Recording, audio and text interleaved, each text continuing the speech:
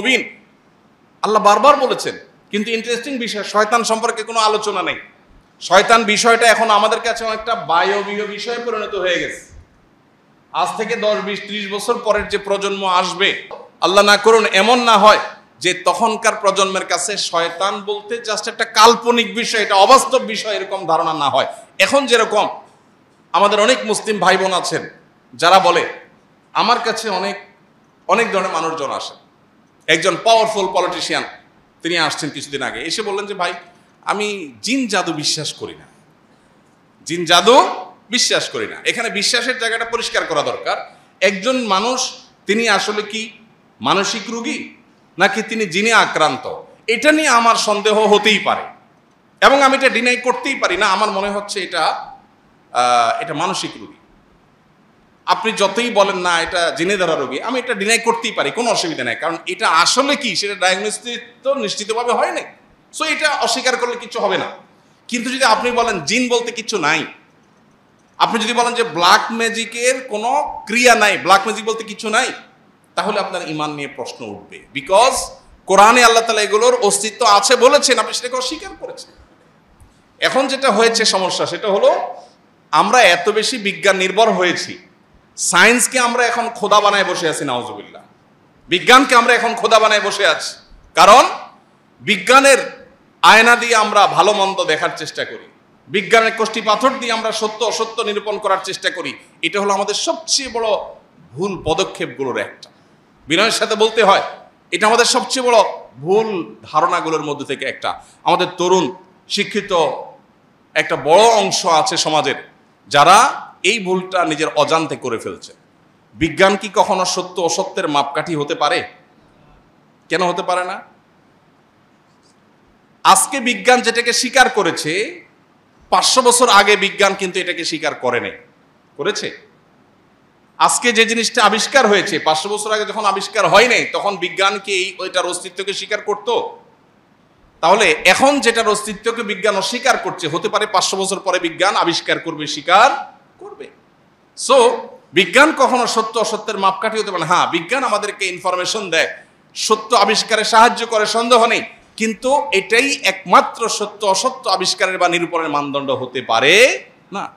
মানুষ, আল্লাহ রাব্বুল আলামিন যে মানুষকে অন্তর দিয়ে পাঠিয়েছেন, এই অন্তরকে পরিশুদ্ধ করবার গুরুত্ব এটা আল্লাহ তাআলা এত বেশি দিয়েছেন যে এটা করতে গিয়ে আল্লাহ তাআলা এতবার শপথ করে তারপর বলেছেন, যে ব্যক্তি পরিশুদ্ধ করবে সে জান্নাতে যাবে, আর যে নিজেকে পরিশুদ্ধ করতে পারবে না সে জাহান্নামে যাবে।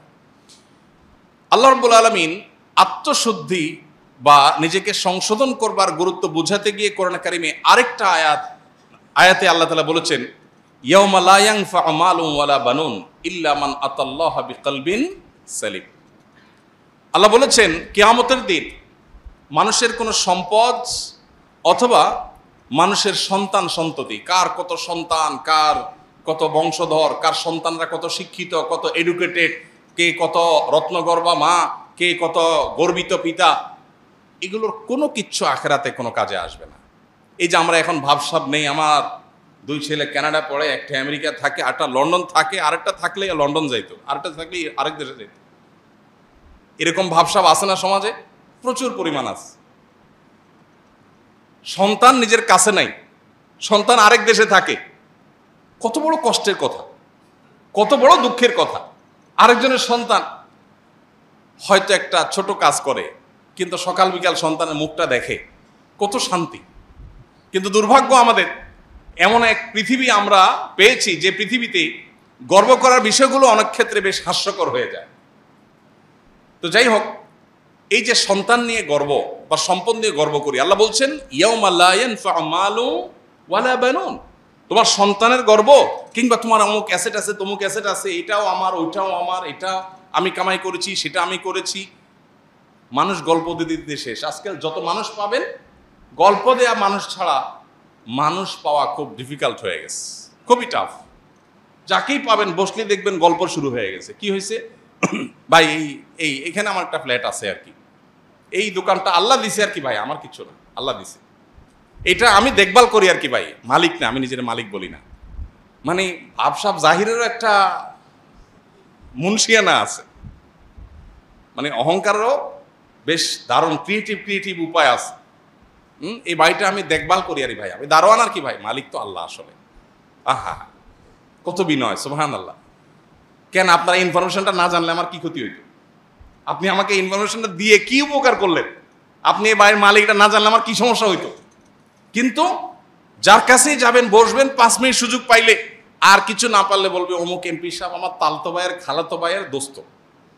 মানে কিছু একটা তাকে বলতে হবে। এই যে মানুষের অহংকার, এই যে মানুষের গর্ব, আল্লাহ বলছেন ইয়াউমা লা ইয়ানফাউ মালুন ওয়ালা বানুন। সম্পদ পাহাড় নিয়ে যেতে পারো, সম্পদের পাহাড় কিংবা সন্তান, গর্ব করার মতো সন্তানের বিশাল বহর নিয়ে যেতে পারো, কিয়ামতের দিন এগুলো কোনোটা গল্প তোমার মুখ দিয়ে আসবে না। কারণ এগুলো সবগুলো তোমার মনে হবে পরিষ্কার হবে, এগুলো কোনোটা তোমার কাজে আসবে না। একটা জিনিস কাজে আসবে, কি? ইল্লা মান আতাল্লাহা বিকলবিন সালিম। কেউ যদি আল্লাহর কাছে এমন একটা মন, এমন একটা অন্তর নিয়ে হাজির হতে পারে যে অন্তরটা পবিত্র। সালিমের অর্থ পবিত্র অবশ্য না, সালিম মানে সুস্থ। সালিম মানে কি? সুস্থ। যে অন্তরটা সেফ, নিরাপদ, সুস্থ, স্বাভাবিক, যে অন্তরের ভিতরে দুনিয়ার মোহ নাই, হিংসা নাই, বিদ্বেষ নাই, খারাপ কিচ্ছু নাই, অন্তরটা ফ্রেশ, এই ব্যক্তির এই অন্তরটা কিয়ামতের দিন কাজে আসবে। এজন্য ভাই, নিজেকে পরিশুদ্ধ করবার গুরুত্ব আমাদের বুঝতে হবে। সোশ্যাল মিডিয়ার এই যুগে আমরা সবাই অলমোস্ট নিজের চাইতে পরকে নিয়ে বেশি ভাবি। নিজের চাইতে অমুকে কি করেছে, তমুকে কি করেছে, অমুকের কি বলা উচিত ছিল, তমুকের কি করা উচিত ছিল, কার কি সমস্যা আছে, আমার কি সমস্যা আছে, এটা নিয়ে কোনো অ্যানালাইসিস সাধারণত করার সুযোগ আমাদের হয় না। ওই যে শুরুতে বলেছি, আল্লাহ রাব্বুল আলামিন দুনিয়াতে যখন পাঠিয়েছেন তখন একটা মন দিয়ে পাঠিয়েছেন। সেই মনটাতে কোনো নোংরামি ছিল, কোনো কলুষতা ছিল, কোনো খারাপ কিছু ছিল? আল্লাহ কিয়ামতের দিন আবার বুঝে নেবেন, বান্দা তোমাকে আমি একটা ফ্রেশ, রোগমুক্ত, পরিচ্ছন্ন অন্তর দিয়ে পাঠিয়েছিলাম, তুমি আমার কাছে এসেছো এমন একটা অন্তর নিয়ে যে অন্তরে শত শত মানুষের প্রতি শত্রুতা, বিদ্বেষ, অহংকার, খাই লোভ, মোহ, দুনিয়ার সমস্ত রোগ দিয়ে সেটাকে পরিপূর্ণ করে তারপর তুমি আমাকে দিয়েছো। আমি এই অন্তরটা অ্যাকসেপ্ট করবো না। আমি যে পরিচ্ছন্ন অন্তর দিয়েছি আমি সেটাই রিটার্ন চাই। যদি সেটা দিতে হয় তাহলে এখন থেকে আমাদেরকে আত্মশুদ্ধির অভিযানে নামতে হবে, নিজেকে সংশোধন করার কাজে নামতে হবে। আল্লাহ আমাদের সবাইকে সেই তৌফিক দান করুন। সবাই চেষ্টা করবো তো ইনশাআল্লাহ। কিভাবে আত্মশুদ্ধি হতে পারে? প্রতিনিয়ত সবসময় আমার নিজের সমস্যাগুলোকে চিহ্নিত করার চেষ্টা করা। আমরা যদি সবাই নিজের দিকে তাকাতাম, নিজের সংশোধনের চিন্তা করতাম, তাহলে সমাজটা অনেক সুন্দর হয়ে যেত। দেখুন, গোটা পৃথিবী আপনাকে বলবে ভোগ করো, ইসলাম আপনাকে বলে নিজেকে সংশোধন করো, নিয়ন্ত্রণ করো, কন্ট্রোল করো। এই যে আত্মাকে বা নিজেকে নিয়ন্ত্রণ করবার যে এক্সারসাইজ, এটা একমাত্র ইসলাম বলবে আপনাকে, আর কোথাও বলবে না।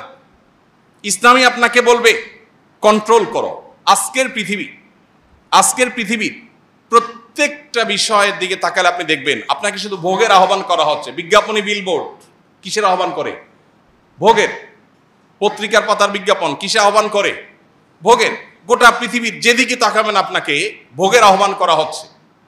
যে কালচার ডেভেলপ করা হয়েছে, যে পৃথিবী সাজানো হয়েছে, এই পৃথিবীটা ভোগের দাওয়াত দিচ্ছে। আর ইসলাম আপনাকে বলছে না, ত্যাগ শিখো, স্যাক্রিফাইস শিখো, কন্ট্রোল শিখো, কারণ এখানেই সুখ। একজন মানুষ যখন তার মনে যখন মোহ থাকে না, সে কোনো সম্পদের মালিক না হয়েও সুখী। আরেকজন অন্তরে যখন মোহ থাকে, সে শত সহস্র সম্পদের মালিক হওয়ার পরও অভাবী। এই জন্য ভাইরা, নিজের আত্মাকে পরিশুদ্ধ করবার জন্য আমাদের অনেকগুলো স্টেপ অবলম্বন করতে হবে, অনেকগুলো পদক্ষেপ নিতে হবে। এবং তার আগে, পদক্ষেপ নেওয়ার আগে আমাদের আবারও মনের মধ্যে গেঁথে নিতে হবে, নামাজ, রোজা, হজ, যাকাত, হালাল উপার্জন, পর্দা করা, বাবা মার কথা শোনা, এসব বিষয়গুলো যেরকম ফরজ, ঠিক একইভাবে নিজেকে সংশোধন করা, আত্মশুদ্ধি করা, নিজের পরিশুদ্ধির জন্য উদ্যোগী হওয়া, এটাও একটা ফরজ। বরং এটা এমন ফরজ, যেই ফরজের কথা বলতে গিয়ে আল্লাহ শপথ করেছেন 7 আয়াতে 11 বার, যেটার কথা নবীজি বলেছেন, আলা ইন্না ফিল জাসাদে লা মুযগা।